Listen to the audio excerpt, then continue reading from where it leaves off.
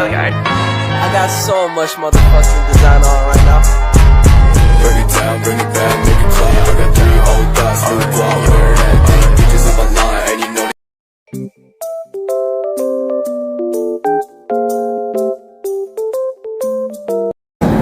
Assalamualaikum warahmatullahi wabarakatuh. Assalamualaikum. Pada siang ini kami berada di kantor Bawaslu bersama Bapak narasumber. Ya, dia akan terjadi. Kami dari kelompok 4 ingin mewawancarai mengenai demokrasi Pancasila yang beranggotakan saya sendiri, Husnul Fatimah dari Tarakan, Prodi PGSD. Saya Emanuela Finansiar dari Tanjung Selor, Prodi PGSD. Dan saya Kadiana dari jurusan PGSD. Salam-salam. Saya Diana Husnul Fatimah dari Hisbat. Kenalkan, nama saya Novita Sari dari Bulungan, jurusan PGSD. Kenalkan, nama saya Diana Sutri dari jurusan PGSD Asal Tarakan. Satu orang lagi Tarakan ya? Oh, bisa Tarakan juga? Dua ya? Oke, lanjut.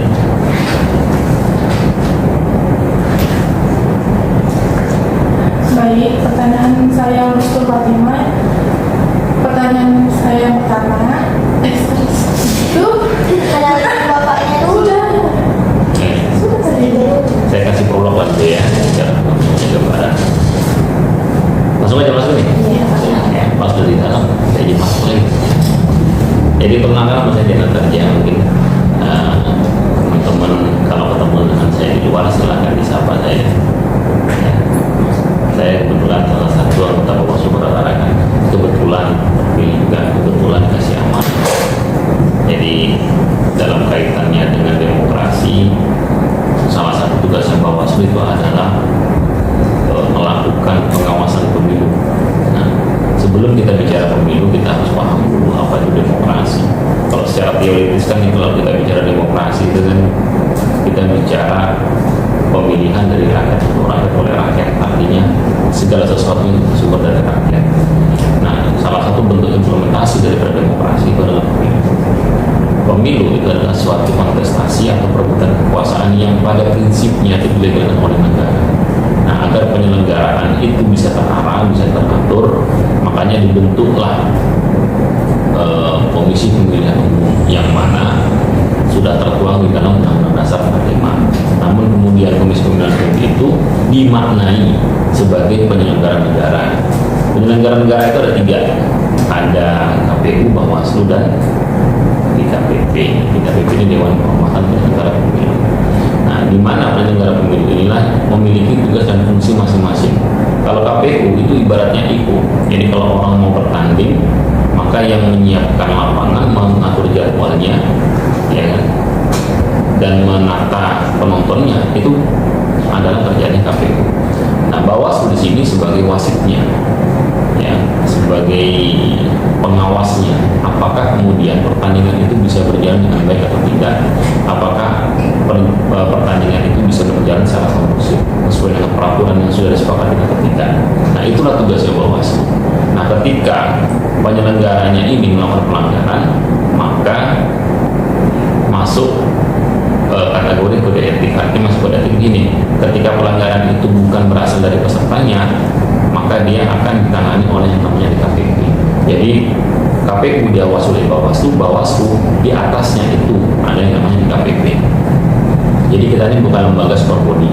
Maksudnya super body itu bukan bodinya gede-gede ya. Maksud super body itu dia lembaga yang paling atas, tidak ada yang bisa nyentuh.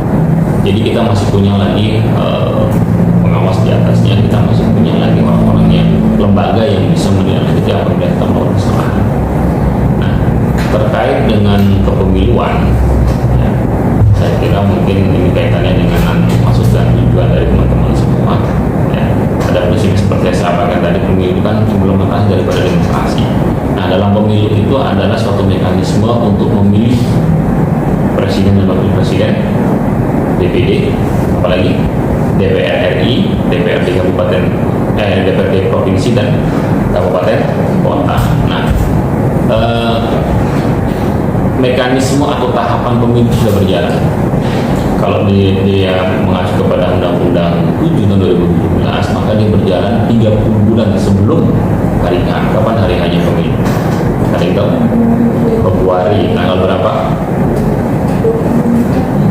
Masa nggak tahu? Paling cewek pasti ingat ya tanggalnya.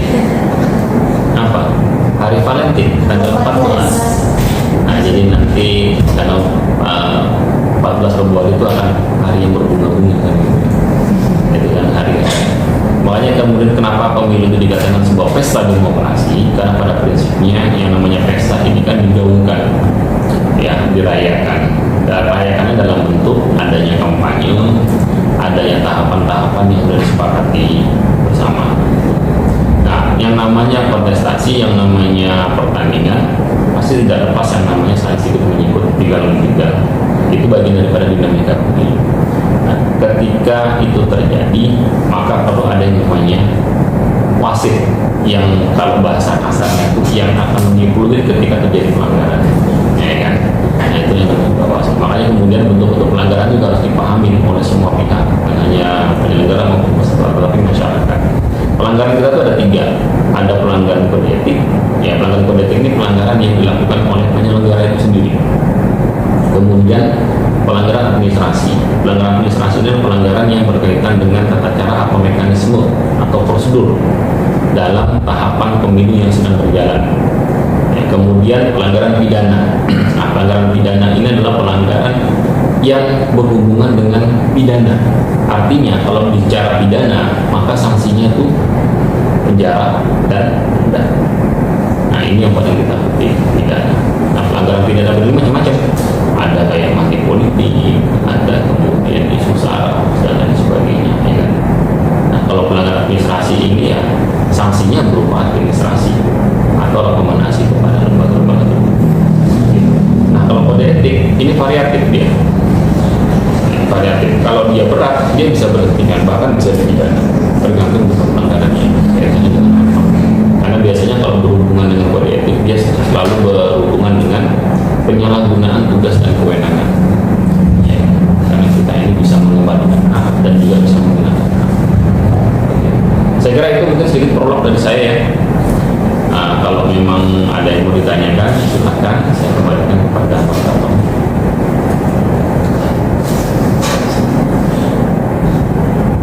Ada moderator kan? Moderator kan? Bukan? Oh bukan ya. Saya kira tadi kita sepakat ada moderator gitu kan. Tapi ya apa-apa sudah. Mungkin ya sudah kalau begitu karena ini saya sudah kasih prolog, sudah kasih gambaran. Kalau memang ada yang mau ditanyakan, silakan ditanyakan. Siapa dulu? Kayaknya saya merangkap narasumber atau moderator. Baiklah, saya akan bertanya. Ya.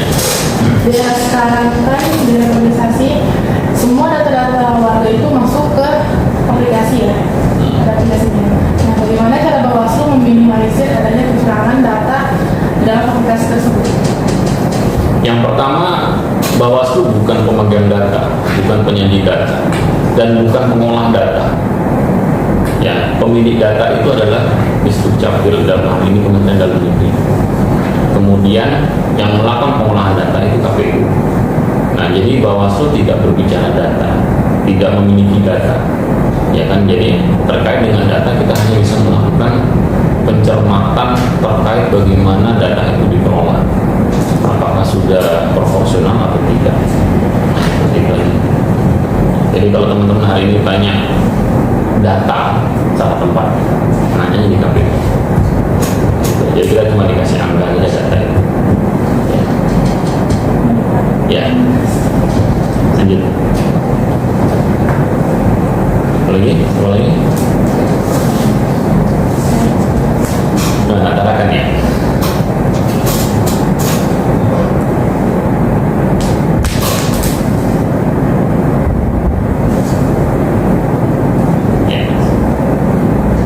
Masih bingung, yang lain aja. Masih bingung.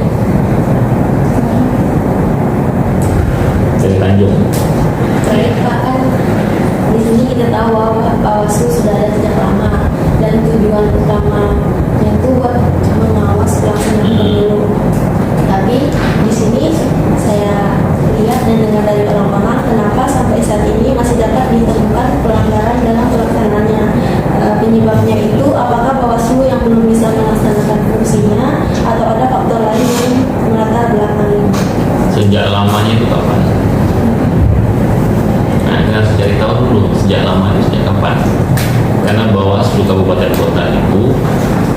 baru permanen sejak 2016.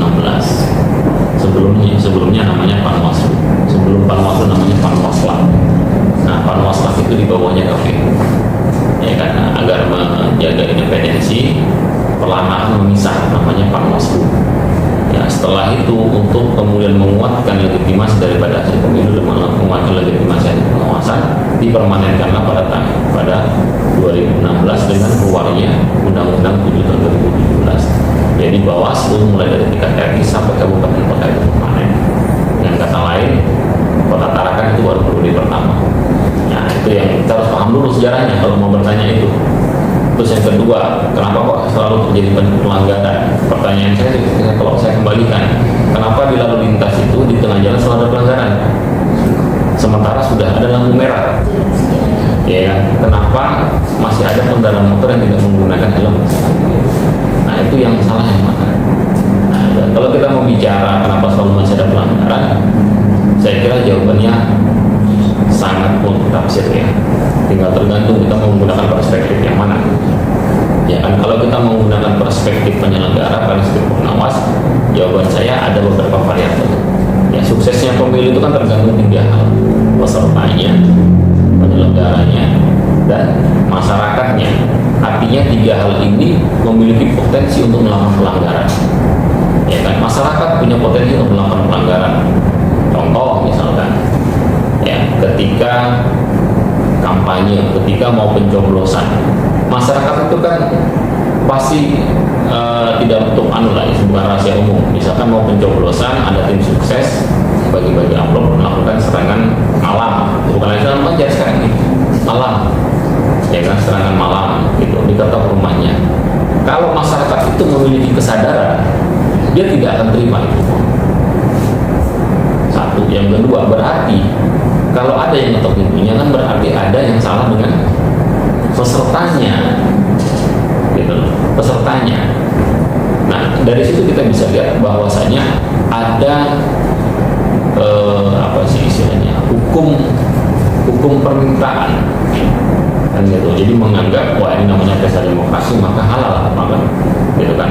Jadi masyarakat kemudian mengkulturkan itu sebagai sesuatu yang biasa. Padahal kan sebuah pelanggaran itu kan tidak boleh. Sehingga pada akhirnya ketika orang mencoblos itu orang memilih bukan berdasarkan intelektualitasnya dan kapasitasnya, tetapi berdasarkan isi tasnya. Ujung-ujung yang dulu adalah pemimpin-pemimpin yang punya modal besar. Begitu dia duduk, hal pertama yang dilakukan apa? Mengembalikan modal. Iya ya, udah keluar ratusan miliar kok. Ya kan, sudah keluar uang banyak, rugi pengelola kembali modal. Sedangkan kalau dihitung gajinya nggak seberapa kan gitu.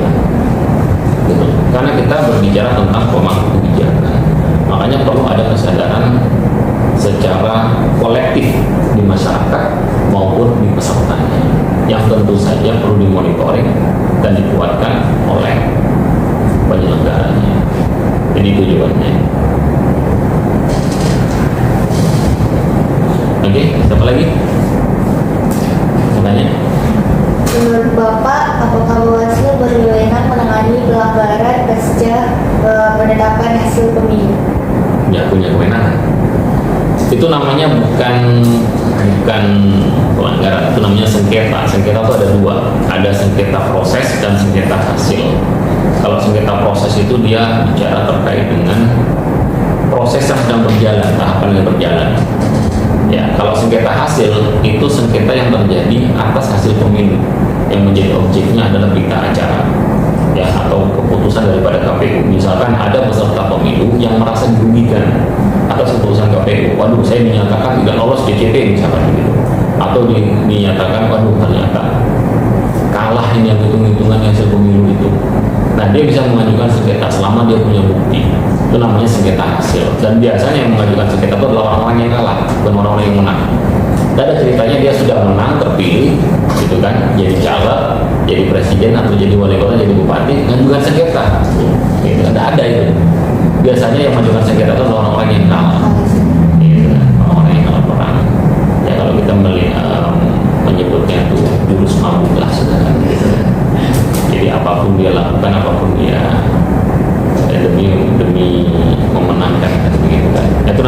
sengketa, dan itu ada kewenangannya dan diatur dalam Undang-Undang 7. Nah, tentu saja ketika mengajukan peserta terkait dengan sengketa hasil, maka kita akan melakukan kajian secara komprehensif. Kita akan melakukan verifikasi dan kita akan melakukan sidang aplikasi. Dan peserta pemilu juga untuk sengketa hasil tidak harus bisa ke Bawaslu, dia juga bisa mengajukan ke Mahkamah Konstitusi. Gitu. Jadi kalau ditanya apakah ada kewenangan, ada. Dan kita lihat itu tadi kewenangannya. Oke, ada lagi? Pak, bagaimana cara Bawaslu menerapkan sila Pancasila dalam Ada yang tidak bisa diterapkan ya. Sila pertama apa? Ketuhanan Yang Maha Esa. Apa makna dari Ketuhanan Yang Maha Esa? Hah? Saya tanya. Apa Ketuhanan Yang Maha Esa? Berarti kan seharusnya tidak ada ateis kan? Segala sesuatu harus disandarkan pada Tuhan. Nah, bagaimana kemudian kita menerapkan itu? Ya kita akan melihat apakah kemudian mekanisme pemilu itu sudah sesuai apa enggak. Ada enggak orang tidak beragama yang kemudian nyalonkan gitu kan? Kan syaratnya udah jelas itu, warga negara Indonesia berketuhanan Yang Maha Esa. Kalau dia misalnya saya ateis, dia memproklamirkan diri sebagai ateis misalnya, tidak beragama, dia menentang mekanisme agama yang ada di Indonesia, ya berarti dia tidak layak untuk menjadi calon pemimpin di Indonesia. Dan yang kedua, kemanusiaan yang adil dan beradab. Nah, Bawaslu ketika melihat adanya pelanggaran, ya kita akan lihat sumber dugaan pelanggaran seperti apa. Apakah dia laporan, apakah dia temuan, ya kan? Kemudian dilakukan kajian dan klarifikasi, layak apa tidak untuk ditindaklanjutin, ya kan? Jangan sampai kemudian ini hanya sekedar prank masyarakat saja untuk nambah beban kerja Bawaslu yang sudah begitu banyak kan gitu kan. Kan ada yang masyarakat tertentu yang memang dia ngasih informasi itu bukan informasi yang valid, tetapi informasi yang tidak benar, yang memang sengaja dibuat-buat. Sekarang apalagi sekarang udah lagi trending nih prank-prankan ini. Nah itu kan kita lihat nih, oh bisa layak memenuhi syarat formil dan materialnya, ditindaklanjuti dalam bentuk penindakan. Nah dalam melakukan penindakan maka Bawaslu dalam hal ini tidak boleh tebang pilih, ya kan? Tidak boleh tebang pilih, tidak melihat latar belakangnya siapa yang ditindak ini, yang melakukan pelanggarannya siapa, mau dia anak pejabat, mau dia pejabat, mau dia mahasiswa, mau dia elit partai, semuanya sama. Dia menggunakan prinsip asas equality before the law, artinya semua orang sama di depan hukum. Nah, itu juga bagian daripada asas keadilan. Artinya, dan jika dalam penegakannya dia sudah memegang asas keadilan, kemudian dalam penegakannya dia mempertimbangkan ya dan melakukan sebagaimana yang diatur dalam undang-undang, maka dia sudah memenuhi sila kedua, kemanusiaan yang adil. Ketika dia sudah adil, maka keputusannya menghasilkan keputusan yang bisa dibilang memenuhi rasa keadilan bersama. Ya itulah yang saya sebut dengan beradab. Yang beradab itu kan tidak ada orang yang merasa dirugikan dan orang yang mengajukan juga merasa terpuaskan. Ya, ketika itu sudah beradab dan diterima semua belah pihak, maka tidak ada yang namanya konflik. Masuklah ke ranah sila ketiga, yaitu persatuan Indonesia. Ini panjang nih kalau menjelaskan 5 sila ini. Karena sila itu kan pada prinsipnya kan dia berbicara tentang filosofis ya. Ya, kemudian baru ketika dalam persatuan Indonesia, baru kemudian masuk sila keempat. Nah, sila keempat itulah sebenarnya yang merupakan implementasi daripada sistem demokrasi. Karena di situ disebutkan kerakyatan yang dipimpin oleh hikmat. Maksudnya dipimpin oleh hikmat berarti kan rakyat itu ada wakilnya. Itulah konsep Dewan Perwakilan Rakyat, hikmat dan bijaksana. Jadi artinya orang-orang di dewan itu orang-orang yang hikmat, orang-orang yang punya kecerdasan, orang-orang yang punya intelektualitas, orang-orang yang punya kapasitas, sehingga dia bisa berpikir bijak, bukan berdasarkan kepentingan partai, bukan berdasarkan kepentingan golongan, bukan berdasarkan kepentingan pribadi atau personal. Makanya dia ada kata bijak, kebijaksanaan dalam permusyawaratan perwakilan. Nah itulah yang diambil dari kata Dewan Perwakilan Rakyat. Nah, ketika itu terjadi, maka dihasilkanlah kebijakan-kebijakan yang pro rakyat. Lahirlah sila kelima, keadilan sosial bagi seluruh rakyat Indonesia. Itulah hakikat daripada demokrasi kita sesungguhnya. Gitu. Oke, jadi Saya bertanya bagaimana cara Bawaslu meminimalisir terjadi kecurangan. Bawaslu ini kan ada 3 konsep grand design ya. Kita ada mekanisme pencegahan, ada pengawasan, dan ada penindakan. Ya, pencegahan itu salah satu bentuknya adalah melakukan sosialisasi ke masyarakat secara langsung, baik itu lewat tokoh agama atau masyarakat, bahkan ke semua elemen ya.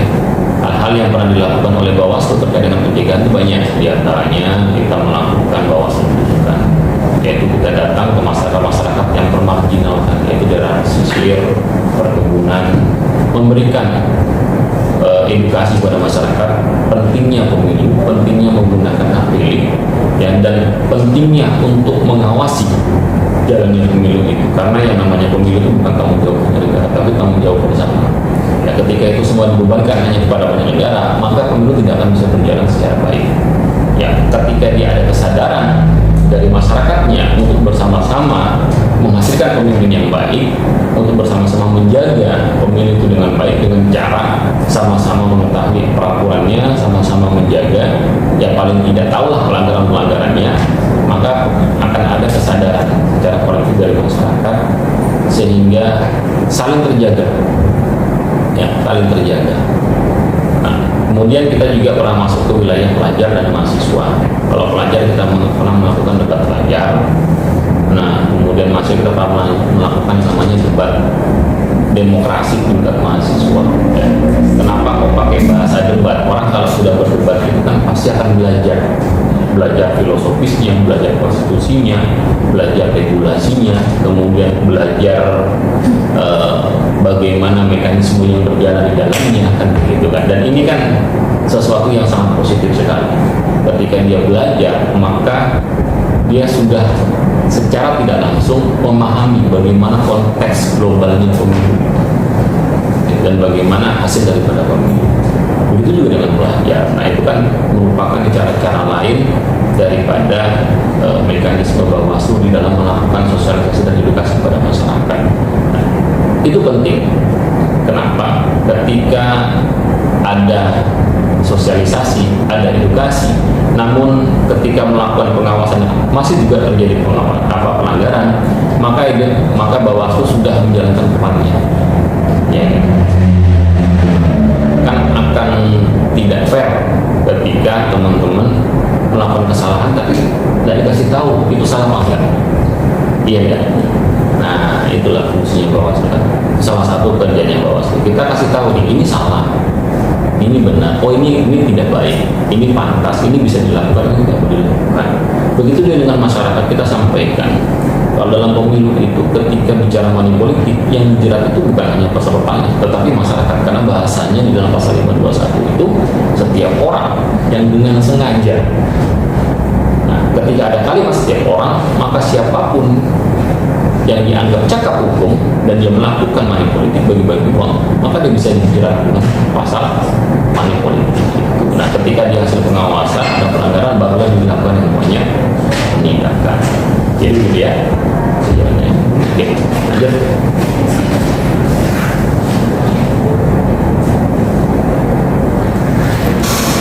Saya ingin bertanya, berapa suara yang dibutuhkan untuk satu kursi DPR dan apakah Bawaslu dalam ini? Nah, itu kayak pertanyaannya tepatnya di KPU kali ya. Itu udah ada relevansinya itu teman-teman. Kalau mau bicara satu kursi, saya kira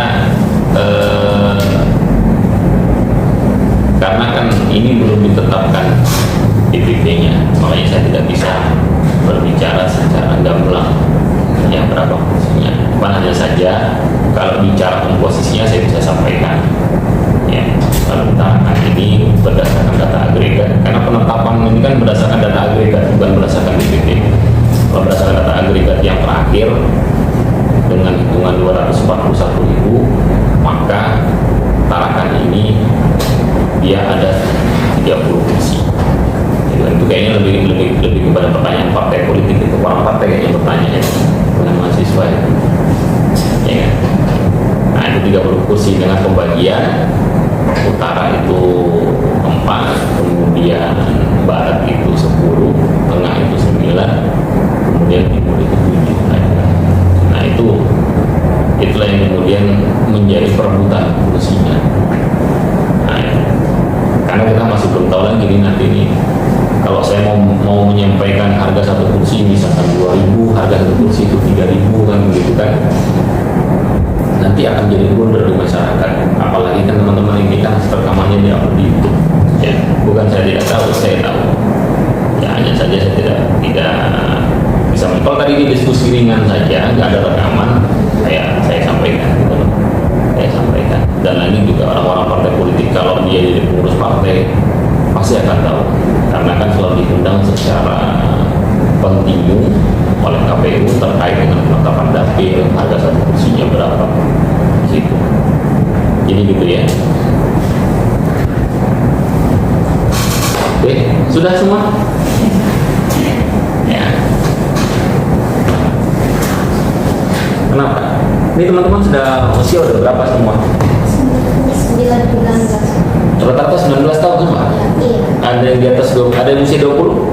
saya tahu. Oh, tahun 20. Berarti kalau udah di atas rata-rata 19 ya? Iya, Tahun 20. oh ini 19. Nah, kalau sudah di atas usia 17 tahun, ini kan sekarang tahapan pemungutan daftar pemilih ya. Nah, kalau sudah tahapan pemilih, silakan teman-teman cek dirinya di aplikasi KPU, cek DPT online. Ya, tujuannya untuk mengetahui teman-teman itu terdaftar apa tidak di dalam daftar pemilih. Kalau teman-teman tidak terdaftar dalam daftar pemilih, teman-teman yang khususnya kayak orang Melayu, orang yang salong gitu kan, itu tidak bisa menggunakan hak pilihnya karena tidak bisa mengurus DPTB nantinya. Karena syarat DPTB dia harus terdaftar dulu di DPT. Ya, terus yang kedua, syarat untuk memilih itu ada 2. Satu, dia terdaftar dalam daftar pemilih. Yang kedua, berusia 17 tahun, minimal 17 tahun. Ya, kecuali usia 16 tahun tapi udah kawin, nah itu boleh, ya kan? Ya, itu biasanya diperbolehkan karena dianggap bukan dalam hukum perdata ya. Itu kan sudah dianggap cakap hukum ya, kalau sudah 17 tahun dan cakap hukum. Gitu, nah, namun biasanya itu jarang proses itu. Kalau di dalam pemilu kan dia tidak memandang itu, dia memandang usia 17 tahun. Nah, terus kalau yang ketiga ini dirinya tidak dicabut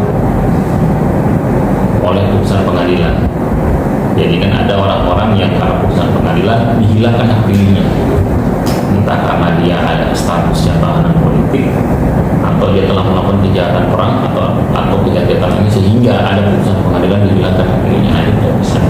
Tetapi selama dia punya hak pilih meskipun dari penjara, maka dia tetap punya hak pilih. Nah, itulah kemudian kemarin kita bersama dengan teman-teman lapas, ya kan, kita minta sama dengan KPU agar kemudian dilakukan pendataan di lapas, karena ada populasi, ada hak pilih, ada hak konstitusi itu. Artinya suka tidak suka, mau tidak mau, di dalam lapas itu harus ada TPS. Nah, namanya TPS khusus, dia bukan TPS reguler. Gitu. Pernah masuk lapas? Mau nyoblos di lapas? Enggak ya. Ya. Jadi gitu ya, teman-teman ya. Ada lagi yang mau ditanyakan? Udah ya? Oke. Baik, terima kasih atas waktunya. Ya, kalau itu PR mulai sudah. Baik, terima kasih atas waktunya. Sekian dan terima kasih. Ya, sama-sama.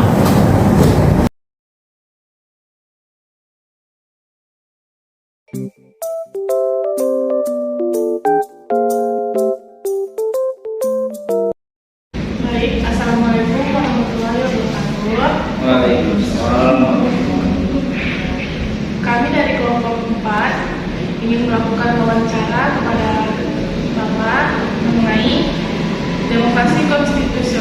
berdasarkan Pancasila. Sebelum itu kami memperkenalkan diri. Perkenalkan, nama saya Busro Fatimah dari jurusan PGSD.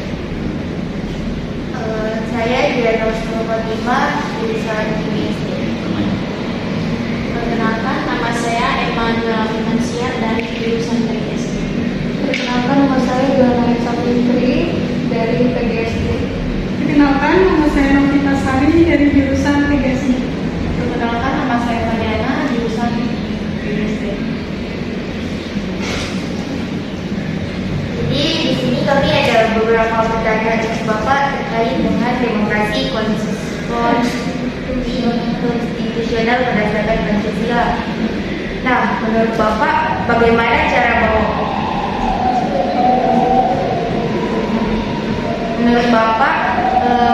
mengapa pemilu harus dilaksanakan berdasarkan prinsip integritas?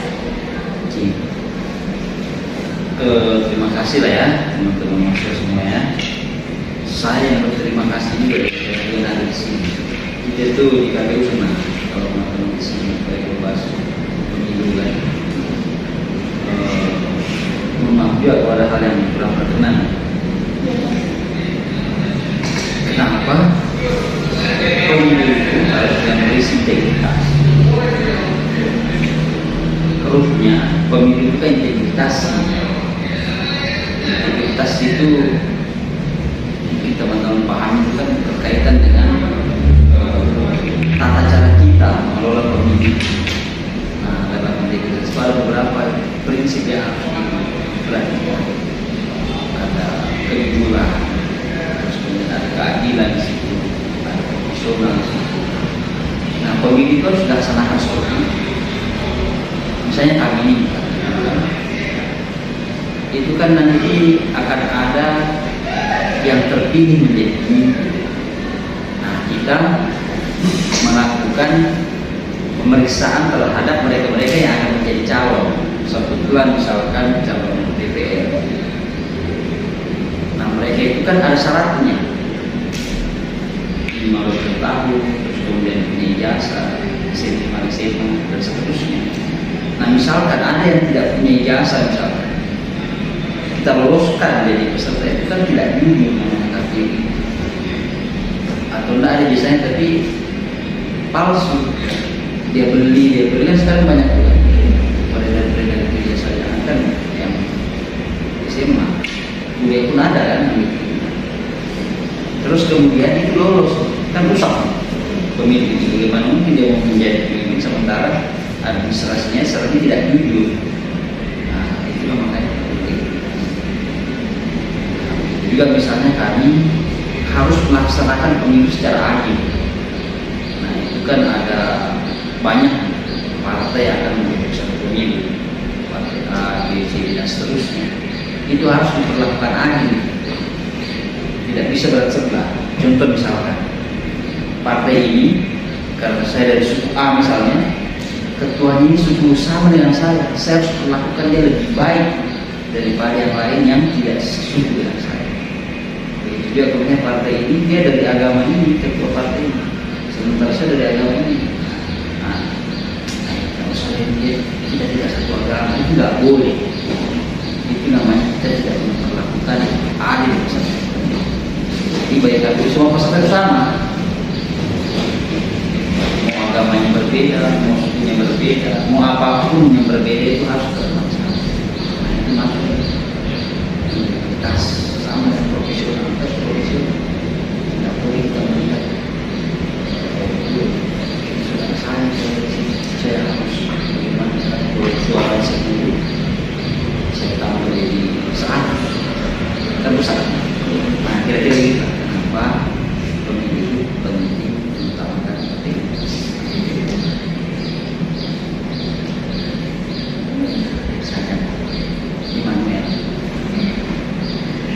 Baik Pak, jadi di sini saya akan bertanya, selama Bapak berada di KPU ini atau bekerja di sini, masalah apa saja yang sudah muncul pada pelaksanaan pemilu di KPU? Ya, utarakanlah saya sudah kurang lebih 9 tahun di sini.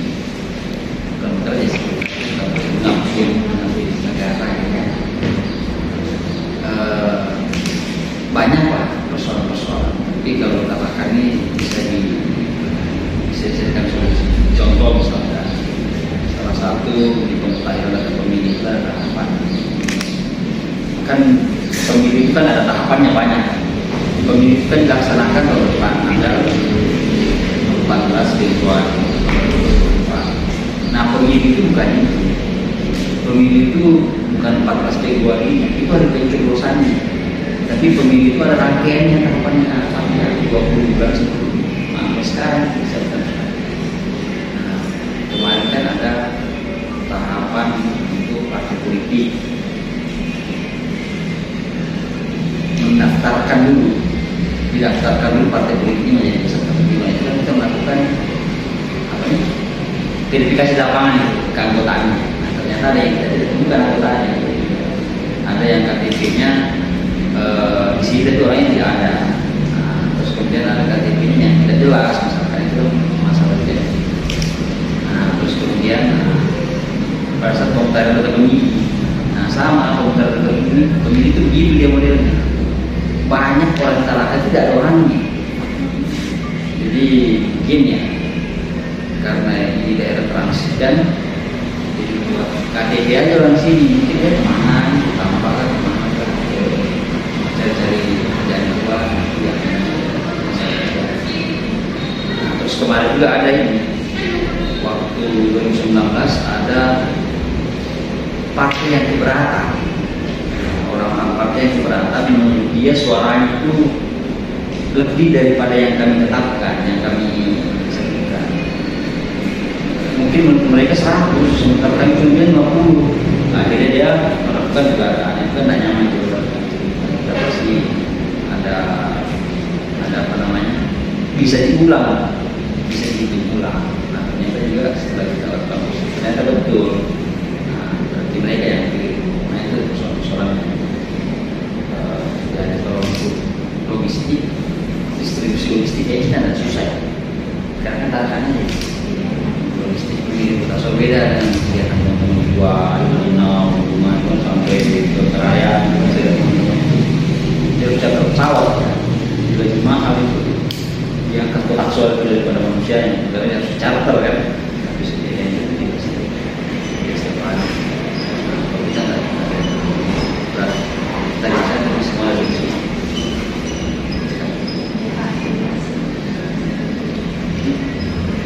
Dari istri saya ingin tanya kepada Bapak, apakah kita sebagai warga yang berdemokrasi wajib untuk mengikuti pemilu umum dan misalnya tidak mengikuti pemilu umum, apakah ada konsekuensi?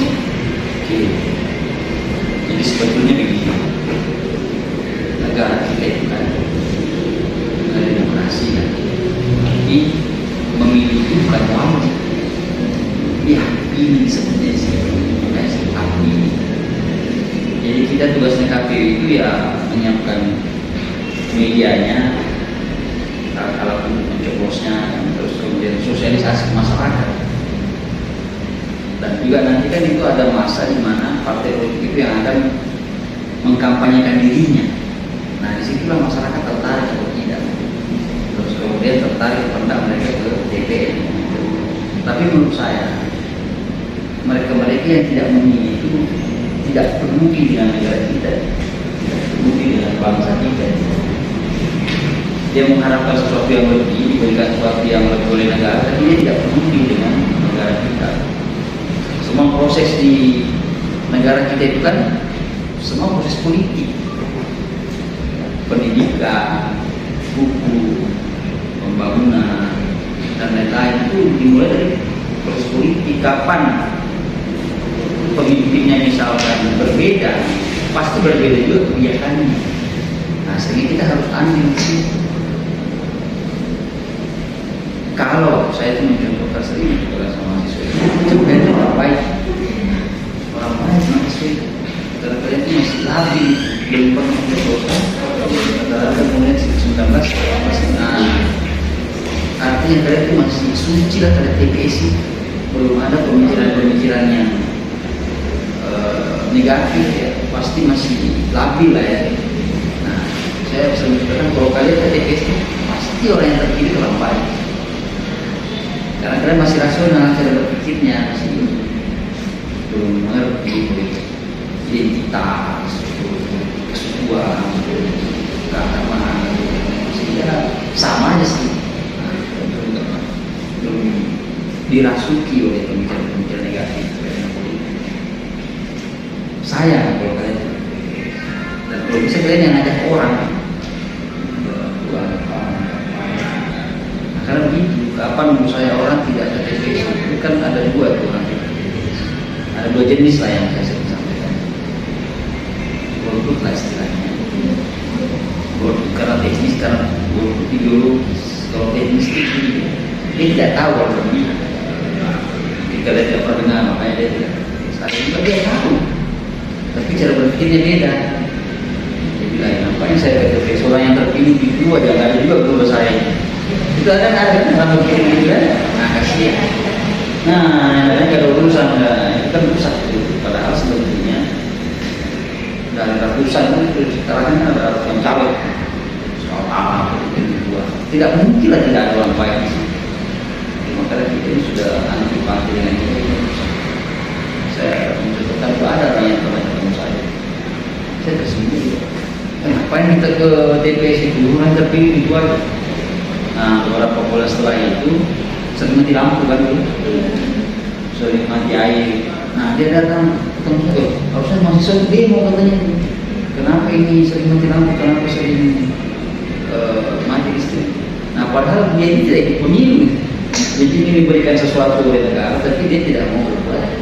Nah, demo saya itu sederhana, saya itu tidak dibayar ke orang ke TPS, ya kan? Gratis. Dibuat di dekat rumah kalian nggak? Nggak harus naik motor sampai berkilo-kilo kan?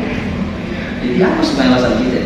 Ya karena malas tidak peduli menurut saya, dan bahaya bagi masa depan bangsa kalau terlalu banyak. Tidak ada kemudian. Nah saja.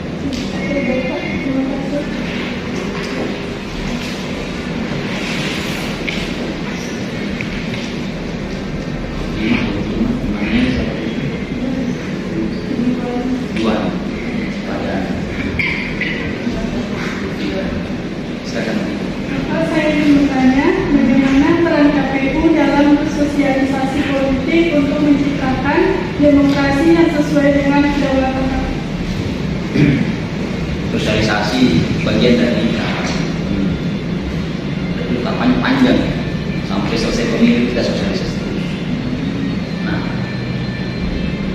kita masih melakukan, dan itu kita bagi segmen supaya semua itu masuk, semua komponen besar itu masuk. Kan masyarakat ini kan berbeda-beda, kita bagi beberapa jenis lah. Misalkan ada pemilih mula, ada pemilih muda, ada pemilih perempuan, disabilitas. Nah, itu kita bagi-bagi. Nah, kita masuki segmennya. Misalnya orang perempuan, kemudian ada juga disabilitas, ada kasih pemahaman. Itu kita lakukan secara bersungguh dengan berbagai strategi tadi.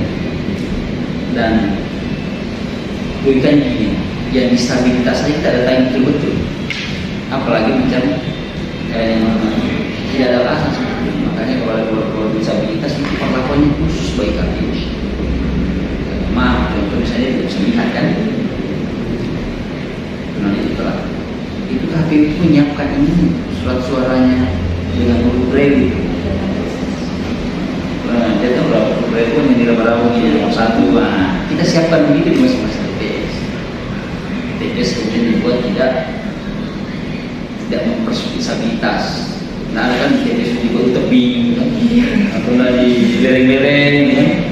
Jadi minimal yang pakai kursi roda pun bisa nyaman. Nah, kita masih melakukan itu supaya apa? Bahwa negara kita demokrasi itu, suara itu sebetulnya pemimpin itu tentu oleh rakyat, bukan oleh raja. Karena negara kita republik, bukan negara monarki, bukan negara oligarki. Saya rajanya, karena itu tuan saya, akan menggantikan saya jadi pemimpin. Nah, kita tidak begitu. Jadi masyarakat yang memilih, rakyat yang memilih. Nah, saya kita masih memperkenalkan itu bahwa semakin banyak masyarakat, contoh misalnya ini, ada 100 nih masyarakat yang memilih kan, yang memilih 2 orang. Kalau 50 orang aja yang datang memilih, sah atau tidak? Tetap sah, cuma legitimasinya kurang. Tapi kalau banyak orang yang datang kan legitimasinya makin kuat. Nah, gitu ya. Sama kalau boleh di Borneo itu ada pemilihan B. Nah, 1000 misalkan mahasiswa, tapi cuma 300 yang memilih, legitimasinya kurang, ya kan? Nah, itulah semangatnya supaya betul-betul masyarakat paham kedaulatan itu maksudnya dari rakyat ke rakyat. Jadi betul-betul masyarakat yang menginginkan orang dia pilih, bukan ya karena sesuatu. Kasih tahu kita rusak, ya kan? Nah, itu yang kita sampaikan supaya dia memahami kedaulatan bahwa tidak ada DPR itu tidak yang nah, karena tidak harus dia pahami calon-calon yang seperti itu, dia harus sadar. Jadi yang dia dengar itu oleh para rakyat. Misalkan malah saya mengatakan begini, kamu bagaimana? Nah, disebut kan harus nih disebatin kalau ada toko yang memang dicintai masyarakat di situ kurangnya baik. Nah, masyarakat ini yang mendorong dia. Nah, bukan di situ. Harus kita dorong di sana. Bupati misalnya, orang itu baik. Nah, jadi kan terbalik. Orang yang mau maju, yang mengajak masyarakat untuk pilih dia gitu. Dan berarti bukan dari rakyat, kan dari dirinya. Malahan kalau bisa itu masyarakat ini yang mengumpul uang tuh, ini bagus nih. Nah, kalau dia keluarkan uang tuh yang tertutup ini enggak repot kita ini mau jadi negara kita harus banyak uang kita jadi biarpun kita baik seperti apa. Nah, mindset itu yang saya minta itu bersosialisasi. Coba lah, tapi kalau di waktu dan potensi air itu kan pasti akan berlubang kan.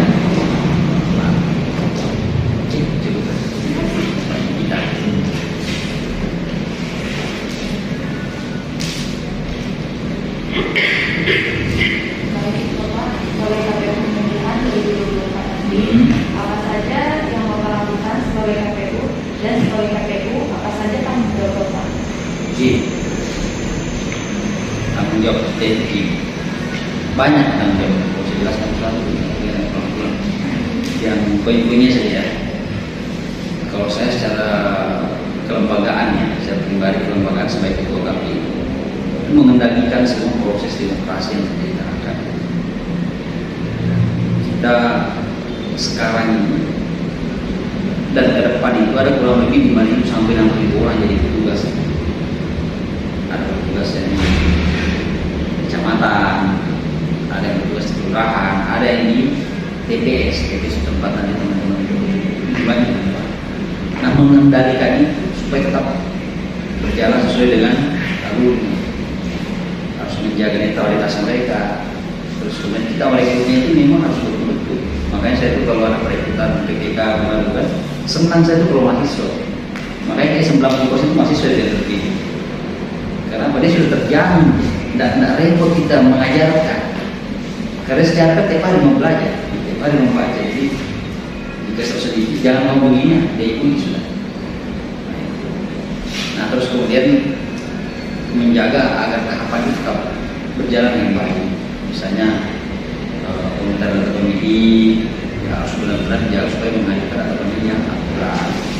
Terus parpol yang mendaftar harus betul-betul bahwa mereka yang korupsi sudah benar-benar terverifikasi yang baik. Terus kemudian pencoblosannya yang kita juga mengantisipasi jangan sampai nanti surat suaranya itu tidak cukup.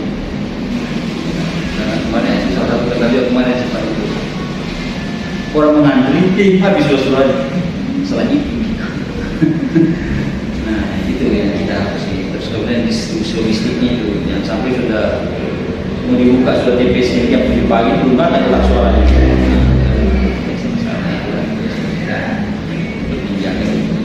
Jadi mengendalikan SDM-nya dan juga mengawal semua tahapan itu yang berjalan dengan baik tanpa ada kekurangan.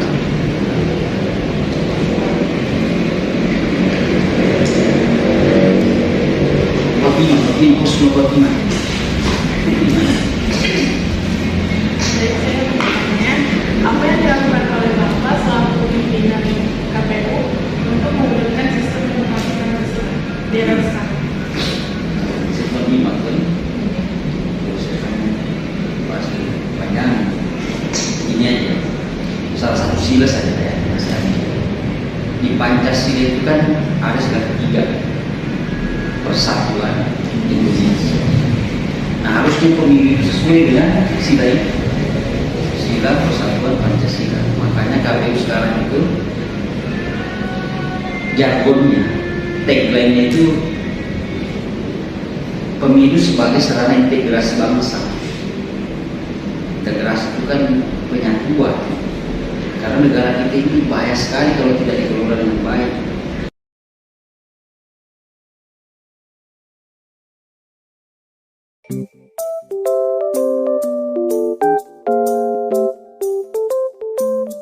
Baik, assalamualaikum warahmatullahi wabarakatuh. Waalaikumsalam warahmatullahi wabarakatuh. Sebelumnya perkenalkan kami dari kelompok 4 ini meminta izin untuk mewawancarai Ibu. Assalamualaikum warahmatullahi wabarakatuh. Alhamdulillahirabbil alamin.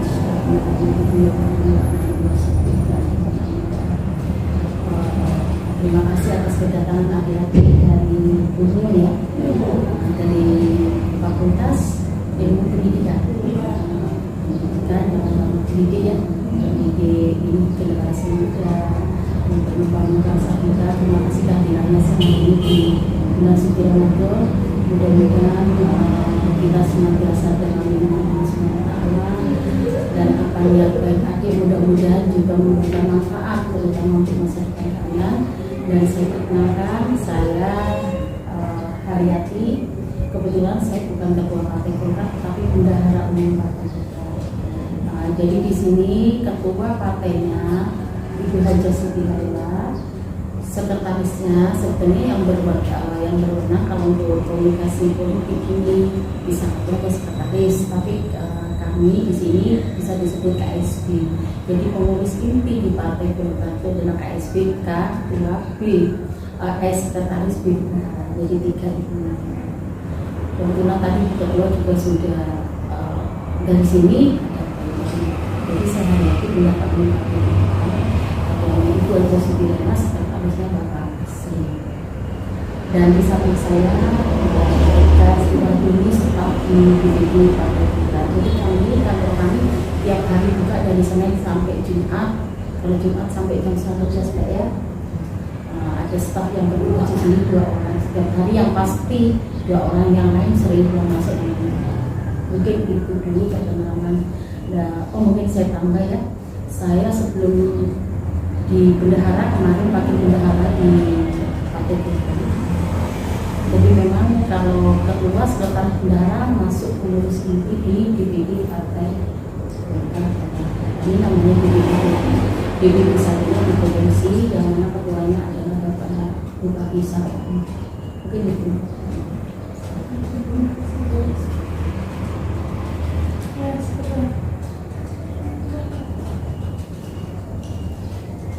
Baik Bu, jadi di sini saya akan memberi sedikit pertanyaan. Bagaimana tanggapan Ibu tentang politik di negara kita saat ini? Sudah sesuaikah dengan keinginan bagi rakyat Indonesia? Terima kasih. Kalau sistem politik di Indonesia ya pastinya politiknya adalah dinamis, jadi kita tidak itu selalu berubah. Kalau untuk yang adik tanyakan tadi sesuaikan, itu pastinya tiap-tiap orang keinginannya berbeda-beda. Tetapi kita dari kami orang-orang, kami kader-kader partai politik pastinya ingin memberikan yang terbaik untuk masyarakat.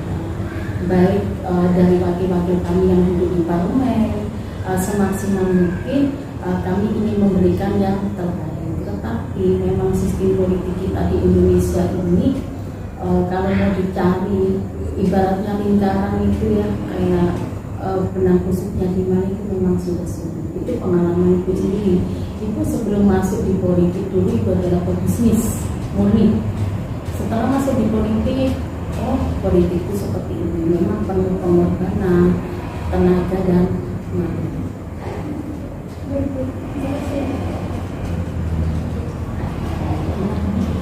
Baik Bu, di sini saya akan bertanya, jika nanti Ibu menjadi ketua partai, bagaimana cara Ibu mengajak seluruh anggota partai Ibu untuk merumuskan kebersamaan dalam satu partai?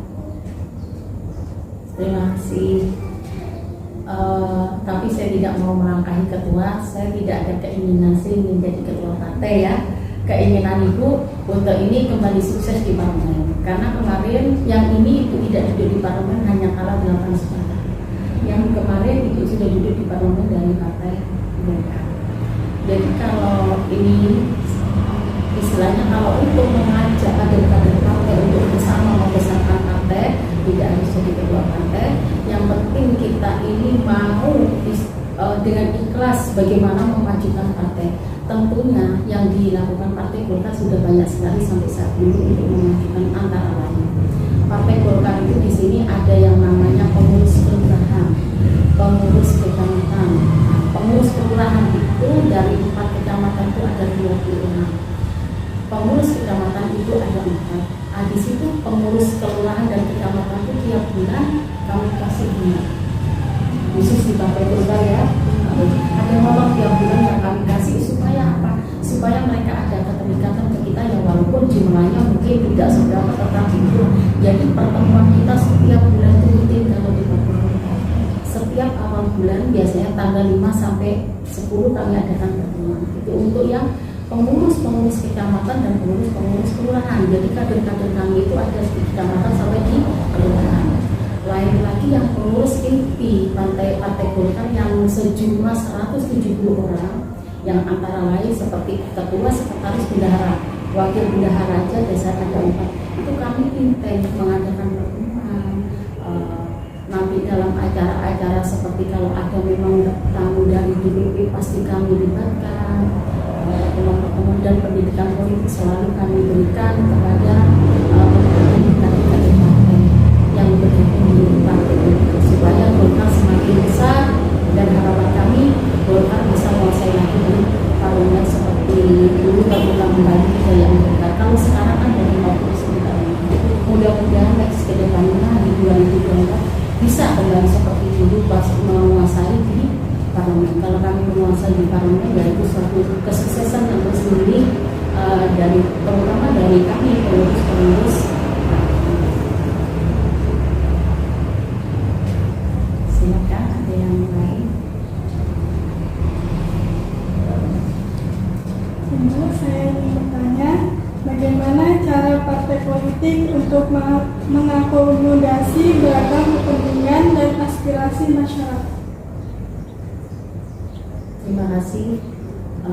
Jadi banyak ya kita seperti itu lewat wakil-wakil kita yang duduk di parlemen.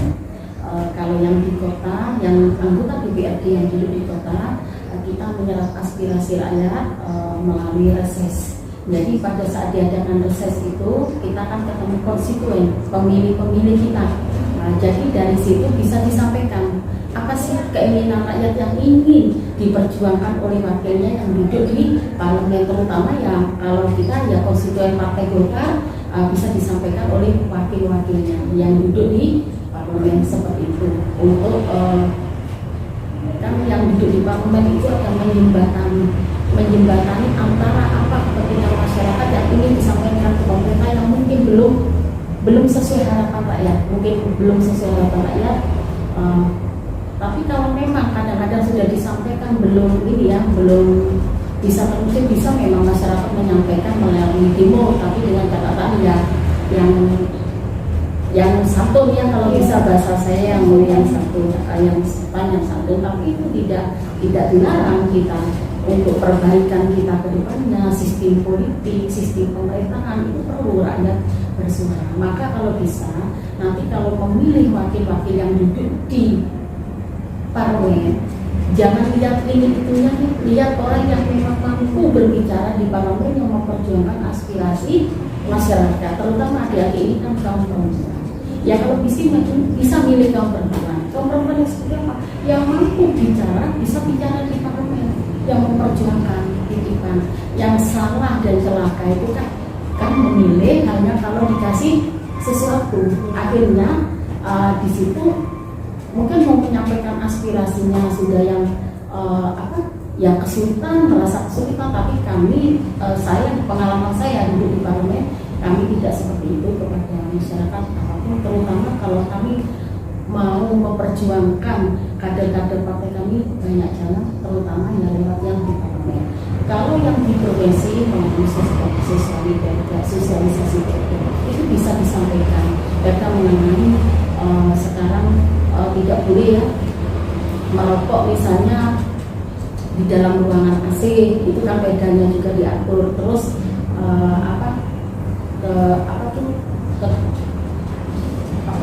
yang terhadap kaum perempuan itu kan, yang tindakan terhadap kaum perempuan itu kan sudah diatur juga bedanya, itu juga sering disampaikan dalam sosialisasi beda dalam hal ini adalah anggota DPR provinsi.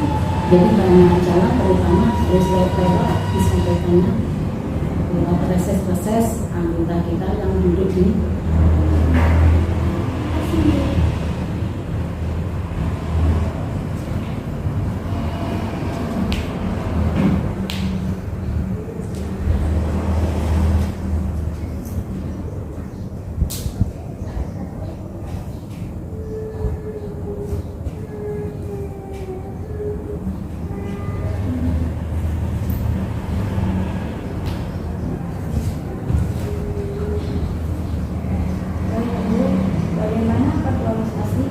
politik yang sesuai dengan nilai-nilai Pancasila.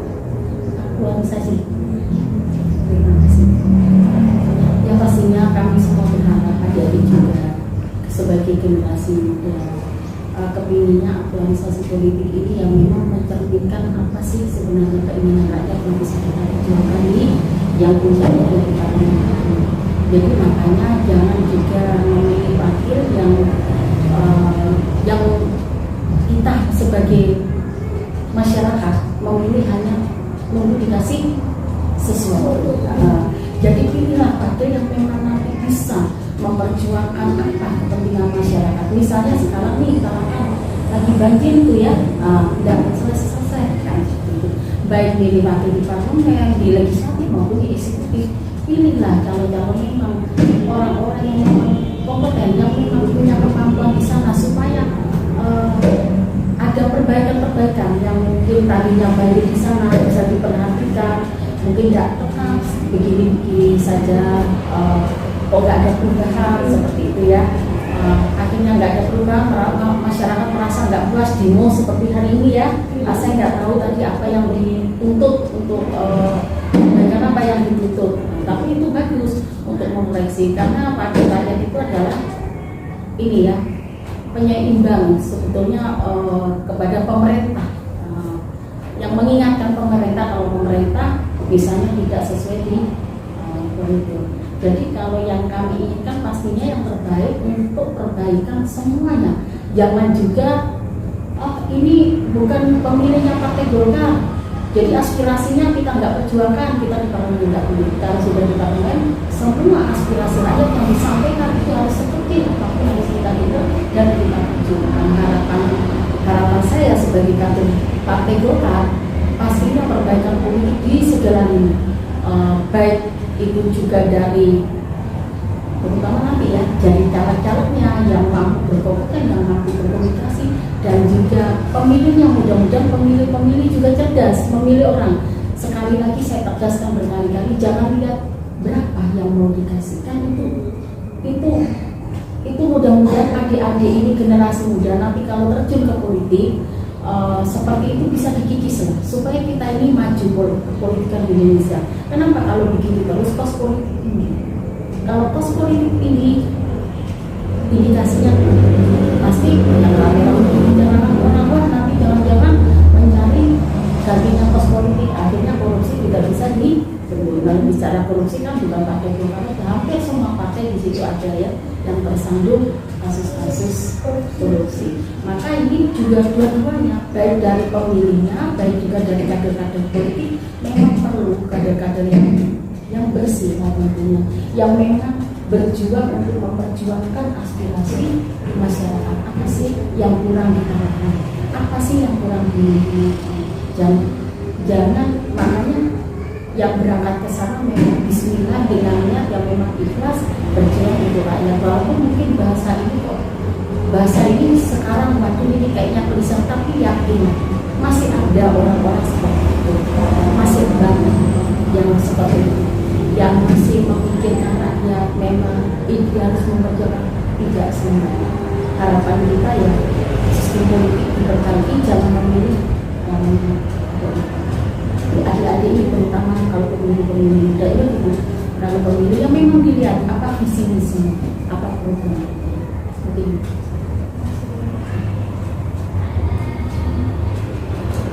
Baik, saya akan bertanya, bagaimana apakah sistem demokrasi yang ada di sistem demokrasi Pancasila yang ada di era sekarang ini sudah berjalan dengan baik, dan apa usaha itu untuk mewujudkannya?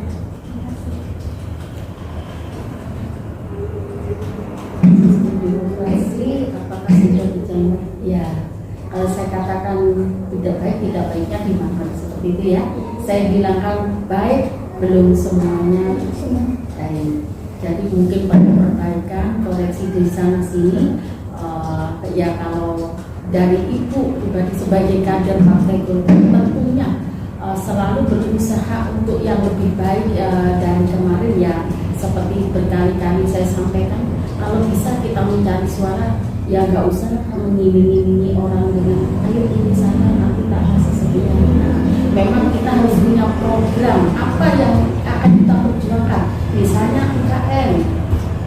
Nah seperti itu, misalnya adik-adik ini kita perjuangkan untuk apa, untuk pendidikannya, fasilitas-fasilitas apa yang perlu dipenuhi, yang diperjuangkan seperti itu, supaya sistem politik kalau ada keterwakilan kita di parlemen memang ada keterwakilan untuk memperbaiki semuanya. Kalau semuanya ya tentunya ini memang perlu waktu banyak, ya ini juga tanggung jawab di akhir generasi supaya perpolitikan yang menurut kacamata kita masih banyak kurangnya di sana sini, antara lain mungkin ya karena polemik yang sangat mahal tadi, maka sering kita lihat di TV tahu. Nah, kasus tapi kan itu bukan di politik aja, yang seperti kasus-kasus yang kemarin yang sekali lagi rame 349T itu menteri ya aktif. Nah itu kan bukan juga dari politik ya. Kalau masalah ini kan dari manusia, berangkat kembali dari pribadi manusianya. Ya kita gini saja, dan kita bismillah kita ingin memperbaiki dari diri kita masing-masing. Kalau adik sebagai generasi muda nanti terjun di politik, tidak usah nanti, sekarang aja sebentar lagi 14 Februari 2024 tolong salurkan hak suaranya sesuai hati nurani. Siapa pilihan adik yang memang mampu berjuang, pilihlah orang-orang yang memang kalau bisa adik jangan dilihat apa yang dibangun, tapi lihat program. Kalau mau maju, mau baik perpolitikan di Indonesia.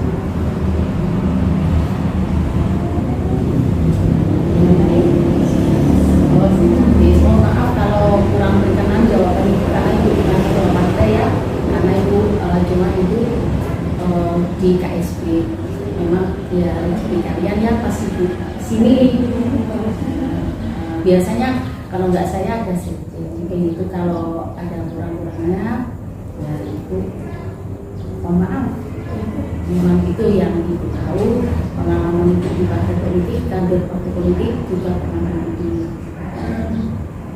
Jadi salurkan suara adik-adik ini, tolong adik syukur-syukur bisa mempengaruhi orang tuanya, kakaknya, temannya. Janganlah dilihat dari ini-itunya, pilihlah yang memang mampu. Jadi bisa adik nitip nanti, misalnya ibu duduk nih, kenal ya, kamu dari barat dong. Untuk ini perlu diperjuangkan, yang seperti itu ya. Tapi apapun saya memang dari partai, tapi kalau sudah duduk di parlemen saya adalah bukan dari golongan saya adalah kita nanti kalau kembali reses ke konstituennya ke pemilih seperti itu. Maka menyampaikan yang pemilih Golkar menyampaikan kepada partainya yang di Golkar, pemilihnya partai lain menyampaikan di situ. Tapi bukan berarti partai rakyat yang duduk di sana itu kalau Golkar kalau ada keluhan dari partai lain tidak diambil. Maka pilihlah partai rakyat yang menurut adik-adik ini bisa dipertanggungjawabkan, mampu berbuat dan berbicara tentang di tentunya orang yang setia Mas. Jangan sebelum semua doanya kasih. Iya, insya Allah ada. Seperti Pak Mahfud MD itu begini. Ada kan? Padahal itu nyawa juga taruhannya itu bisa jadi dicelakai orang kan? Insya Allah masih ada orang yang jangan pesimis. Kalau adik-adik generasi muda pesimis, bagaimana? Misalnya dan adik-adik jangan jangan antipati dengan politik. Politik itu enggak semua. Makanya kalau menurut adik-adik politik ini kurang sesuai dengan ini yang diamanatkan oleh Pancasila. Ayo sama-sama. Maka siapa yang duduk di situ sampaikan aspirasinya. Ya tadi itu bingung, menyampaikan dengan santun bisa kirim kan? Di DPR bisa.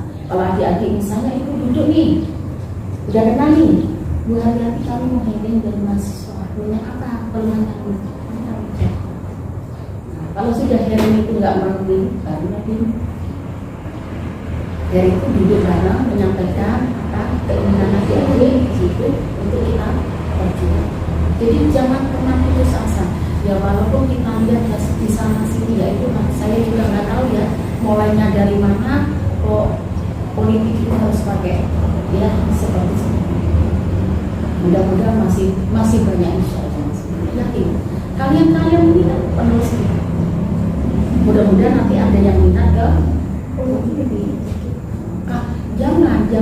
jangan nggak pilih ya nanti hak suaranya dipilih orang misalnya adik ini malas aku milih gitu aja pilih aja karena kalau surat suara kosong takut dimanipulasi orang-orang yang tidak pernah menjawab dipilih sesuai maunya dia sementara orang ini tidak benar-benar bekerja untuk kita. Mending pilih siapa yang ada sekian pastilah ada dari sekian ini yang jelek pasti ada dari yang baik ini pasti ada yang terbaik. Pilihlah yang terbaik dan kami harapan saya malah generasi kayak kalian ini yang memperbaiki terus sistem politik ini.